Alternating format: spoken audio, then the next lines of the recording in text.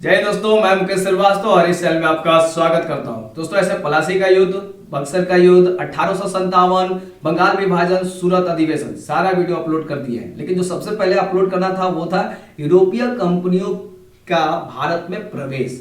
यहां से बहुत सारे क्वेश्चन आपके एग्जाम में आते हैं, तो चलिए फिर शुरू करते हैं।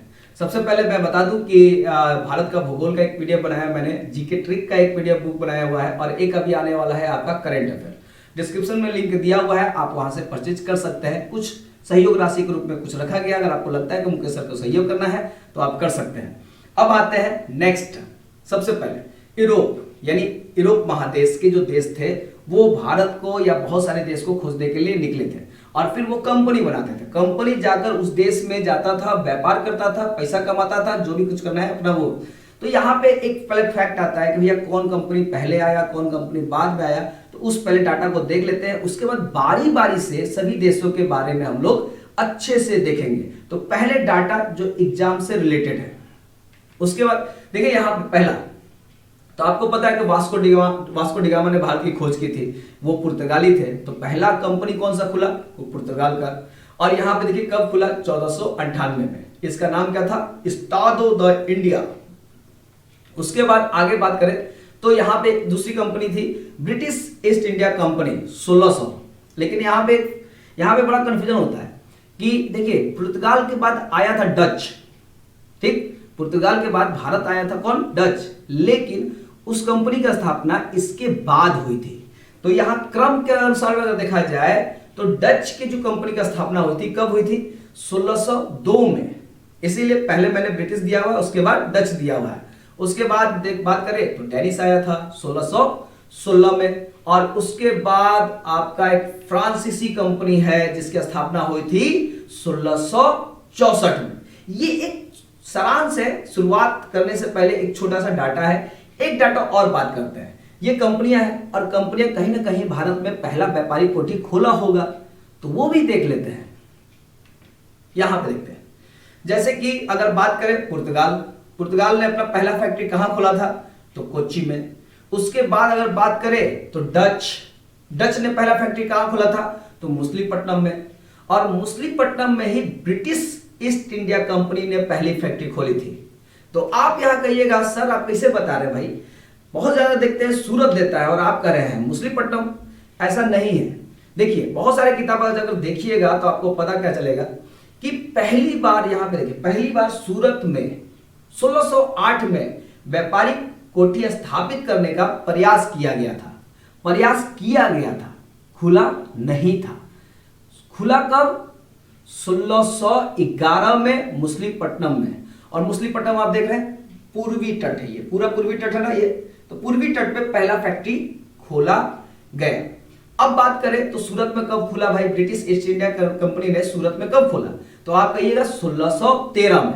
यहां पे देखिए 1613 में सूरत में। और व्यक्ति कौन थे, वो थे थॉमस एडवर्थ। इन्हीं की अध्ययन मतलब कि इन्हीं की सहायता से 1613 में सूरत में फैक्ट्री खोला गया। अगर आप बात करें कि फ्रांसीसी ने अपना पहला फैक्ट्री कब खोला था, तो 1668 में। कहां खोला था, तो सूरत में। और एक बचा आपका डेन, तो डेन ने अपना पहला फैक्ट्री कहां खोला था, तो त्रावणकोर में। तो ये भी याद रखिएगा क्योंकि यहां पहला फैक्ट्री वाला क्वेश्चन आता है। अब बात करते हैं, एक डाटा और आता है कि कौन सा नगर की स्थापना किस अंग्रेज ने की थी, और इसका डाटा मैंने एक सेपरेट से बनाया हुआ है, पहले वो देखते हैं। यहां पे देखिए, जैसे ये देख रहे हैं, ये है आपका बंगाल, और बंगाल में खोला गया था फोर्ट विलियम्स। और यही बाद में क्या हुआ, कोलकाता में कन्वर्ट हो गया।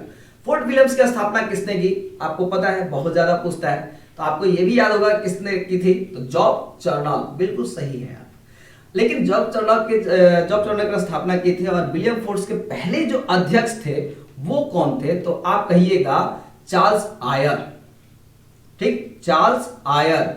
उसके बाद अगर हम बात करें तो एक महानगर आप देख लिए, विलियम फोर्ट्स, बाद में कलकत्ता हो गया। उसके बाद यहां पे देखिए, ये है आपका कौन सा, मद्रास। और मद्रास में कौन सा फोर्ट था, फोर्ट सेंट जॉर्ज नाम से खुला था। और इसकी स्थापना किसने की, तो अगर हम बात करें इसकी स्थापना किसने की, तो फ्रांसिस डे, ठीक है। फ्रांसिस डे साहब ने मद्रास में फोर्ट सेंट जॉर्ज की स्थापना की थी और ये इनको मिला था दान में। दान देने वाले कौन थे? तो चंद्रगिरी के राजा बट्टा पे दिए थे ऐसे ही। उसके बाद इधर बात करते हैं। अब जैसे कि ये देखिए बंबई। अब बंबई की स्थापना किसने की? तो आप कहिएगा गेराल्ड ओंगियर। समझ में आया? आपको ये डाटा समझ में आ रहा होगा तो आपको समझ में आएगा, बहुत ज्यादा पूछता है ये। उसके बाद अगर हम बात करें यहां पर तो आता है पोंडुचेरी। और पोंडुचेरी में कौन सा फोर्ट बना था? तो फोर्ट लुई। और इसकी स्थापना करने वाले कौन है? तो फ्रांसिस मार्टिन। ये डाटा सेपरेट था। अब बात करते हैं अंग्रेजों का या यूरोपियों का आगमन। तो ये डाटा आप पहले नोट कर लीजिएगा। शुरुआत करते हैं, यानी पुर्तगाली से शुरुआत करते हैं और उन्होंने ही भारत की खोज की थी।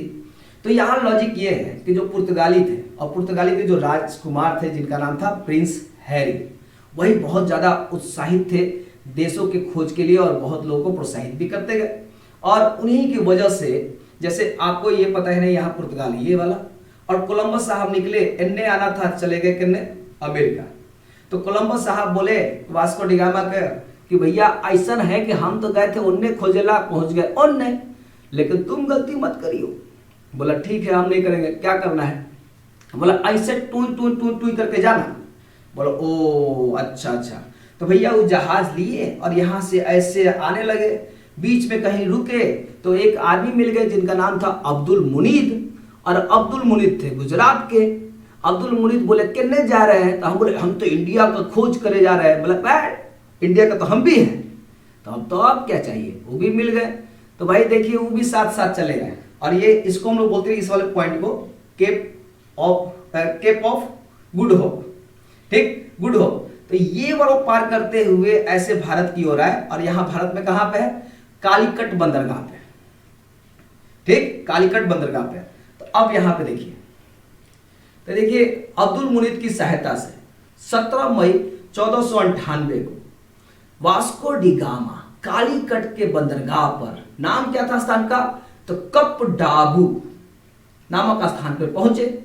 और जब पहुंचे तो वहां के कालीकट के एक हिंदू शासक थे जिनका नाम था जामोरी। उन्होंने कहा अरे भैया कहां से आए हैं? बोला हम तो पुर्तगाल से आए हैं।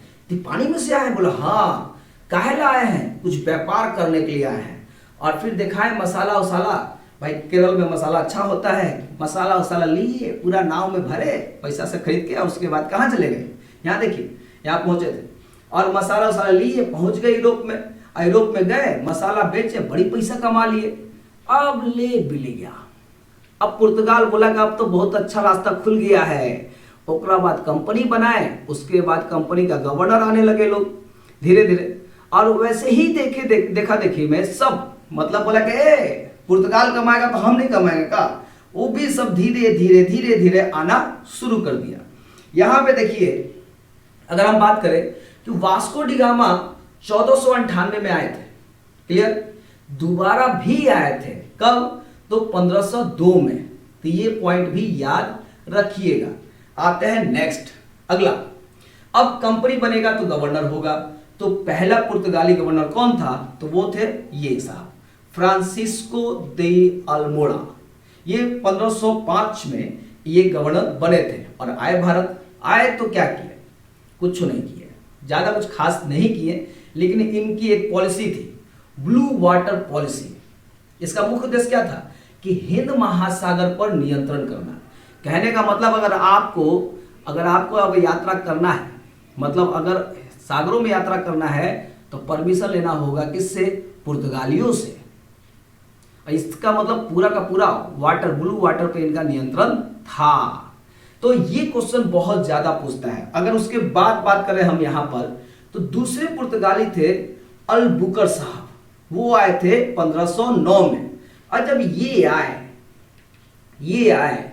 तो इन्होंने गर्दा कर दिया। गर्दा मतलब बोले तो 1510 में बीजापुर के एक राजा थे जिनका नाम था यूसुफ आदिल शाह, और उनसे जीत लिए कोच्चि, गोवा। अब गोवा जीत लिए तो उसके बाद भाई हो गया शुरुआत। और यही कहा जाता है कि अलबुकर साहब पुर्तगालियों का वास्तविक संस्थापक माने जाते हैं। ठीक, तो वास्तविक संस्थापक कौन? तो अल मुखर्जी।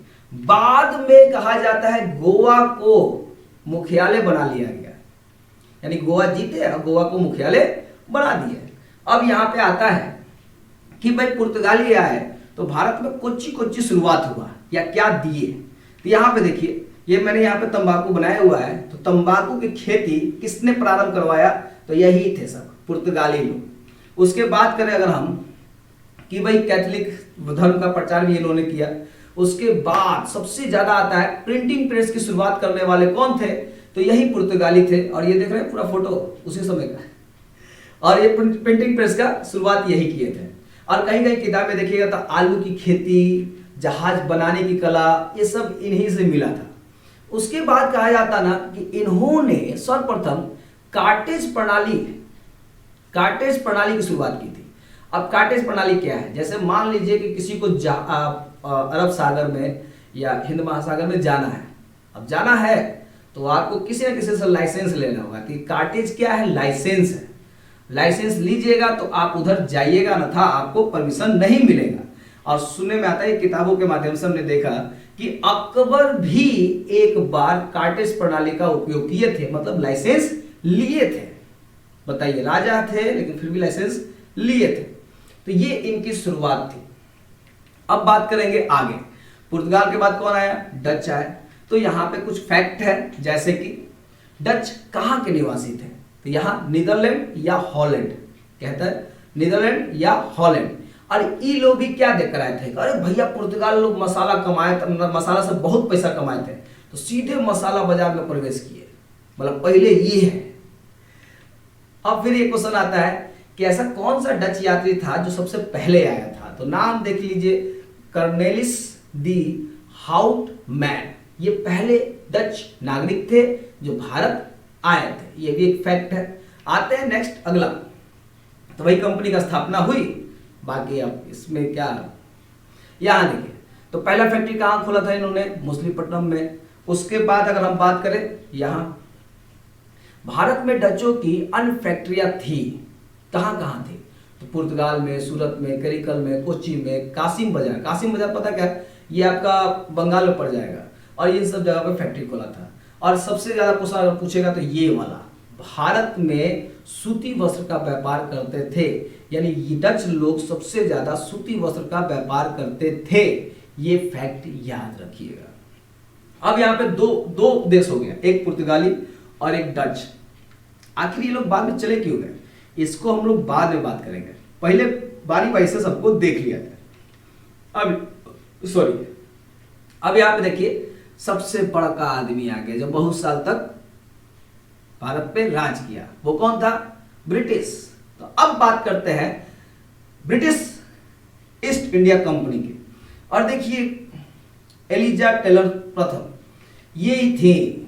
और कहा जाता है थल के मार्ग से आए एक आदमी जिनका नाम था मिल्टन हॉल। वो ब्रिटिश नागरिक थे। 1599 में पहली बार भारत आए, लेकिन ये थल मार्ग से आए थे। याद रखिएगा, क्या है जोर मारे इसका बताएंगे कारण। उसके बाद अगर हम बात करें यहां पे, तो भारत आने वाला पहला जहाज, अंग्रेजी जहाज कौन सा था? और नाम था रेड ड्रैगन। ये फैक्ट हो गया। उसके बाद बात करते हैं ईस्ट इंडिया कंपनी का। भैया स्थापना होगा, तो जब स्थापना हो रहा था तो उस समय वहां की महारानी कौन थी? तो एलिजाबेथ टेलर प्रथम थी। और उन्होंने कहा अच्छा ठीक है भैया, लोग कंपनी बना दिए, लेकिन 15 वर्ष का अधिकार दिए हैं। 15 वर्ष तक आप भारत में जाकर व्यापार कर सकते हैं। उसके बाद रिन्यूअल होते रहेगा या बंद होगा, यही ना होगा। उसके बाद आगे आते हैं। अब भाई मिल्टन साहब तो आए थे, लेकिन मेन आदमी आया कौन? जेम्स, मतलब कैप्टन हॉकिंस। अब वो इंग्लैंड के जो राजा थे जेम्स प्रथम, उसी के राजदूत बनकर आए थे। पहले आए सूरत में आए तो बोले कि भैया मुगल बादशाह लोग कहाँ रहते हैं? तो आगरा। तो जहांगीर साहब भेटाए। जहांगीर साहब से भाई परमिशन लेने के लिए आए थे। जहांगीर साहब बड़ा खुश हुए। कारण क्या था? ये हरफनमौला थे एकदम, मतलब क्या बोलते हैं, पूरा फ्रांसीसी, तुर्की, हर भाषा ये जानते थे। और ये समुद्र के रास्ते से आए थे। तो मिल्टन हॉल जो आए थे थल के रास्ते से पहले नागरिक हुए। और जो समुद्र के रास्ते से आने वाले पहले नागरिक कौन हुए? ब्रिटिश नागरिक हॉकिंस। तो जहांगीर साहब बड़ी खुश हुए और बोले कि लो मनसब लो, जागीर लो, ई लो, लो, बहुत सारे उपाधि भी दिए थे। तो आपको बताना होगा उपाधि कौन सा दिए थे हॉकिंस को जहांगीर साहब ने, उपाधि का नाम बताना है। चलिए आगे आते हैं। ये देखिए अगला है कि भाई वही पहला फैक्ट्री खोला, तो उसका चर्चा पहले ही कर लिए थे कि कुछ डाटा बाद में पहले ही निकाल लिए थे कि वो आपके लिए ज्यादा अच्छा रहेगा। अब बात करते हैं यहां पर, जब हॉकिंस साहब चले गए तो उसके बाद थॉमस रो आए। अब नामे देख रहे हैं रो, तो यहाँ पे जेम्स प्रथम का पत्र लेकर फिर जहांगीर के दरबार में आए। तो थॉमस साहब बोले कि हम रो के हम चाहते हैं, हमारा परमिशन दे दीजिए, हमारा व्यापार करेला, मतलब कोठी खोलेला। तो यहाँ पे परमिशन इनको मिला। अब आगे अगर बात करें ना, तो यहाँ पे देखिए थॉमस रो जहांगीर शाहजहां, ठीक है, से अंग्रेजों के लिए व्यापारिक छूट प्राप्त करने में सफल हुए, यानी इनको छूट भी चाहिए था। अब आते हैं नेक्स्ट, कहा जाता है बंगाल के जो शासक थे शाह शुजा ने सर्वप्रथम 1651 में अंग्रेजों को व्यापारिक छूट की अनुमति दी। कहां पर? बंगाल में। तो ये इनको फायदा हुआ। और इसमें पता है इसको क्या मिला था? दस्तक। दस्तक बोले तो पास, यानी वो दस्तक दिखावेंगे, टैक्स वैक्स नहीं लगेगा। इस दस्तक का उपयोग बाद में बहुत गलत किया था, प्लासी के युद्ध में बताए हुए हैं, याद है? तो प्लासी का अगर युद्ध नहीं देखे तो जरूर देख लीजिएगा। उसके बाद अगर हम बात करें अगला फ्रांसीसी की, तो यहां पर फ्रांसीसी कंपनी का स्थापना हुई सम्राट लुई के शासनकाल में, यानी इन्होंने ही परमिशन दिया था। एक क्वेश्चन और पूछता है कि कौन मंत्री के प्रयास से हुआ था इस कंपनी का स्थापना? तो मंत्री का नाम क्या है? मंत्री कोलबर्ट, ठीक, इनके प्रयास से ही यह कंपनी का स्थापना हुई थी। कंपनी का नाम क्या था? कंपनी द इंड ओरिएंटल। आगे बढ़ते हैं। अब यहां पे देखिए, तो वही पौंडीचेरी की नींव किसने रखी? तो मार्टिन ने, और हम पहले ही बता दिए हैं। और उसके बाद अगर हम बात करें कि यहाँ पे देखिए बंगाल के नवाब शाइस्ता खान ने फ्रांसीसियों को एक जगह किराए पर दी, और वो जगह का नाम क्या था? चंद्रनगर। तो देखिए शाह शुजा ने अंग्रेज को छूट दिया और शाइस्ता खान ने फ्रांसीसियों को जगह दी। अब बंगाले में दो को पड़ोसी आकर रहेगा तो लड़ेगा तो लड़े करेगा। और आपको पता है कि ब्रिटिश और फ्रांसीसियों के बीच में बड़ी ज्यादा प्यार था, यानी लड़ते खूब थे।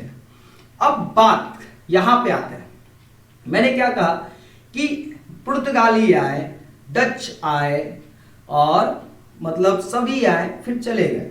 तो यहां पे अगर बात करें कि ऐसे नहीं गए थे, एक युद्ध हुआ था जिसका नाम था बैदरा का युद्ध, ठीक, 1759 में लड़ाई हुई थी। और ये किसके किसके बीच हुई थी? अंग्रेज और डच के बीच में। डच हार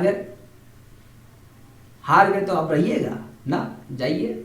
तो भाई चले गए, एक दुश्मन चले गए, बचा कौन? अंग्रेज। अब आते हैं, ये तो भाई सब चले गए।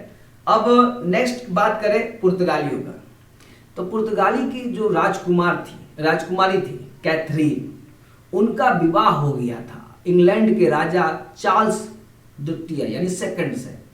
अब ये बताइए कोई दामाद के खिलाफ लड़ाई करेगा? यहां तक कि दहेज में बंबईयों मिल गया। बताइए, पुर्तगालियों ने दहेज में बंबई दिया चार्ल्स द्वितीय को, और चार्ल्स द्वितीय बोले हम लोग क्या करेंगे? कंपनी को दे दिया, बोले लो कुछ पैसा देते रहना, तो कंपनी को दे दिया। बताइए, जगह अपना, दहेज खिला खिली इन लोग में हो रहा था। तो यहाँ अब नेचुरल है कि जब शादी ब्याह वाला कार्यक्रम हो जाता है तो विरोध कभी करेगा नहीं, इसीलिए डच लड़ाई करके चला गया, ये ब्याह करके शांत रह गया।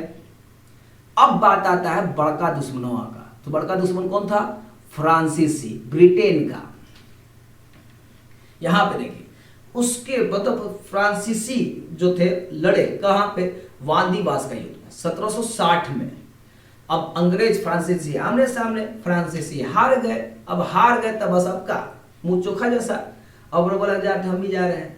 और उसके बाद फ्रांसीसी की शक्ति बहुत कमजोर हो गई, बस पौंडीचेरी तक वो लोग सीमित रह गए। सब कुछ छीन लिया गया, लेकिन बाद में पौंडीचेरी दे दिया गया। ठीक, अब आप समझिए, डेनिश आया था ऐसे ही चला गया, एक स्वीडिश भी आया था, देखा कि यहाँ पे दाल नहीं गले वाला, वो भी चला गया। तो यहाँ डच हार के गया, पुर्तगाली शादी भी शांत हो गया, फ्रांसीसी भी हार चुके थे और वही पौंडीचेरी में रह गए। और उसके बाद अब अंग्रेज पूरा का पूरा अच्छी तरह से एक छत्र राज्य चल रहा था। और इससे पहले मैंने बता ही दिया आपको कि प्लासी का युद्ध और फिर बक्सर के युद्ध के बाद अंग्रेज पूरी तरह से भारत को कब्जा में ले लिए थे, यह बात था। अब यहाँ एक चीज और देखिए, एक क्वेश्चन आता है, सबसे पहला कौन आया था? तो पुर्तगाली आया था। सबसे बाद में कौन गया? तो पुर्तगाली ही गए थे, क्योंकि वो चूंकि गोवा में रह गए थे। अब गोवा में रह गए तो भैया ब्रिटिश कुछ कर नहीं रहा था कि आराम से चलो गोवा में रह रहा है, अपना ही सब रिलेटिव ही है, तो इसलिए वो बाद में जब देश आजाद होने के बाद वो गया था। तो ये भी एक फैक्ट बनता है। तो ये कंटेंट आपको कैसा लगा? क्योंकि देखिए बहुत ज्यादा मेहनत करते हैं इस चीज पे कि कहीं से कुछ डाटा आपका छूटे नहीं, और ऐसे डाटा आपकी जो किताबों में, चूंकि एक किताब से ये नहीं मिल पाता है, इसलिए बहुत रिसर्च करने के बाद ये सारे डाटा मुझे मतलब मैं आपके सामने लेकर आ रहा हूँ। तो ये इस कंटेंट को प्रस्तुत करने का रीजन बस इतना ही है कि आप जब एग्जाम देने जाए और जब यहाँ से क्वेश्चन आए तो आप कहिएगा हाँ सर ये आपके कंटेंट में था, तो आप खुद ही आप समझ सकते हैं। तो चलिए फिर मिलते हैं नेक्स्ट वीडियो में, और अनअकैडमी पे भी जुड़ जाइए। मेरा कोड याद रखिएगा मुकेश कुमार, बिना स्पेस डाले हुए मुकेश कुमार, ये कोड डालकर फ्री क्लास में एंट्री कीजिए, टेस्ट आइए दीजिए, और देने के बाद अपना एग्जाम निकालिए। और अभी स्टार्ट करने वाले हैं आपके हिस्ट्री का टेस्ट मेन अभी, तो ये भी टेस्ट रात को 10 बजे से शुरू होने वाला है, यानी कल परसों शुरू कर देंगे। और इसमें बस यही फायदा होगा कि हम आपको रोज बताएंगे और आप पढ़ कर आइएगा और टेस्ट दीजिएगा। चलिए फिर मिलते हैं नेक्स्ट वीडियो में।